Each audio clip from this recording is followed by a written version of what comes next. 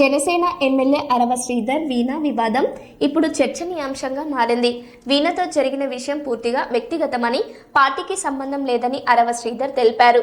Party విచారణ committee ముందు హాజరై తన వాదనను ఆధారాలతో సమర్పించానని చెప్పారు.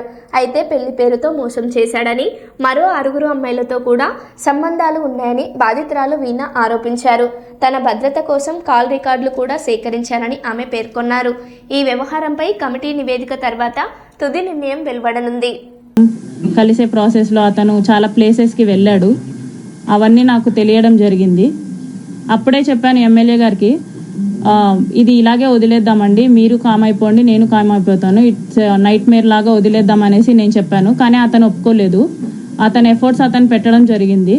సో నా సేఫ్ సైడ్కి ఇఫ్ పెళ్ళి అన్నాడు, పెళ్లి చేసుకుంటే వెల్ అండ్ గుడ్ అనుకున్నాను. సో నా సేఫ్ సైడ్కి నేను రేపు మోసం జరిగినా సరే, ఏది జరిగినా సరే నాకు చెప్పుకోవడానికి ఉండాలి కాబట్టి నేను రికార్డ్ చేసుకున్నాను.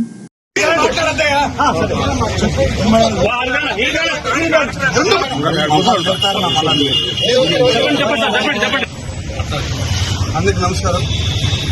ఏదైతే ఈరోజు మన జనసేన పార్టీ అధ్యక్షుల వారు ఆ కమిటీకి నాకేం జరిగిందో పూర్తి వివరణ ఇవ్వడం జరిగింది. అదేవిధంగా పార్టీ అధ్యక్షులు శ్రీ పవన్ కళ్యాణ్ గారు ఏదైతే రాష్ట్ర ఉప ముఖ్యమంత్రిగా ఉన్నారో ఆయన నిర్ణయం తీసుకుంటారు. ఆయన నిర్ణయం తీసుకున్న తర్వాత నేను మళ్ళీ మరొక మారి ప్రశ్నలు పెట్టి ఇంకా పూర్తిగా ఇస్తా అని చెప్పి మీడియా మిత్రులందరికీ తెలియజేస్తాను. మరొకసారి మీ మీద ఒక కేసు నమోదని తెలిసింది సార్. ఇప్పుడేదో కేసు నమోదు ఇప్పుడు కావచ్చు, ముందు కావచ్చు, ఇప్పుడు కావచ్చు, ఇంకా ముందు కావచ్చు, లేకపోతే ఇంకా రాబోయే గంటలు కావచ్చు, రోజులు కావచ్చు, ఎన్ని కేసులైనా ఎదుర్కోవడానికి నేనున్నాను. నేను ఎదుర్కొంటాను. వాళ్ళు 100 కేసులు పెట్టినా కూడా నేను వాళ్ళకి క్లారిటీగా ఇప్పుడు పిన్ టు పిన్ ఇప్పుడు ఏదైతే కమిటీకి ఇచ్చానో అదే విధంగా నేను మళ్ళా కోర్టుకు కావచ్చు, లేకపోతే ఇంకేదైనా కమిటీకి కావచ్చు, చట్టపరంగానే నిర్ణయాలు తీసుకోవాలని చెప్పి నేను ఈరోజు మీడియా మిత్రులందరికీ తెలియజేస్తాను. నాకు ఎవరైతే ఆ వ్యక్తికి జరిగిందో పూర్తిగా ఇది వ్యక్తిగత విషయం. దయచేసి ఎవరు కూడా పార్టీలకి రుద్దొద్దు. ముఖ్యంగా జనసేన పార్టీ అనే పేరు ఎత్తకుండా వ్యక్తిగత జరిగిన విషయం కాబట్టి వ్యక్తిగతంగానే నేను కమిటీకి సబ్మిట్ చేశాను.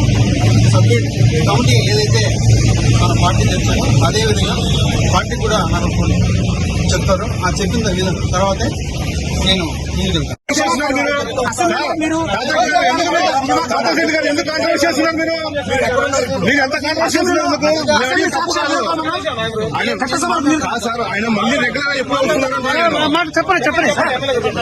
చెప్పండి. ఎప్పుడైతే కమిటీ నుంచి పార్టీ నుంచి ఆదేశాలు వస్తాయో మరి అప్పుడే నేను ప్రజల్లోకి వస్తాను. సార్ మీ అసెంబ్లీ వీడియో నిజమా కాదా? అసెంబ్లీ వీడియో మీరు నిజమా కాదని మీరు చూశారు. దానికి కూడా నేను కమిటీకి ఒక క్లారిటీ ఇచ్చాను. ప్రూఫ్స్ కూడా సబ్మిట్ చేశాను. కమిటీ ఏదైతే డెసిషన్ తీసుకున్న తర్వాత మళ్ళీ నేను ఒకసారి ప్రెస్ మీట్ పెట్టి ప్రతి ఒక్క మీడియా మిత్రులకి నేను విడమర్చి విత్ ప్రూఫ్స్ తో కూడా మళ్ళీ సబ్మిట్ చేస్తాను. ప్రెగ్నెన్సీ అయింది 60 రోజులు అంటున్నారు, నిజమా కాదా?